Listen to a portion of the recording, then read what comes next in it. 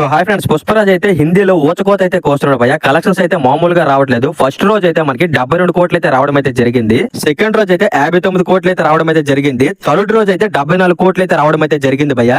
Total గా 3 days collections కలుపుకొని only హిందీలోనే 205 కోట్లు అయితే రావడం అయితే జరిగింది భయ్య. ఇది ఓన్లీ నెట్ అనమాట. కొంతమంది గ్రాస్ అయితే అనుకుంటారు. ఇప్పటి వరకు హిందీ మార్కెట్ లో ఏ హీరో కూడా ఇంత కలెక్షన్స్ అయితే రాలేదు భయ్య. అంతేందుకు షారూక్ ఖాన్, సల్మాన్ కూడా ఇంత కలెక్షన్స్ అయితే రాలేదు భయ్య. ఇది ఫస్ట్ టైం ఒక తెలుగు హీరోకి 3 డేస్ ఓన్లీ నెట్ కలెక్షన్స్ అయితే 205 కోట్లు అయితే రావడం అయితే జరిగింది భయ్య. అలాగే వరల్డ్ వైడ్ 3 డేస్ గ్రాస్ అయితే 621 కోట్లు అయితే రావడం అయితే జరిగింది భయ్య. ఇది మామూలు నెంబర్ అయితే కాదు. ఇది వరకు ఏ మూవీ కూడా ఇంత తొందరగా 3 డేస్ లో 621 కోట్లు అయితే రావడం అయితే జరగలేదు భయ్య. ఇది ఫస్ట్ టైం అనమాట.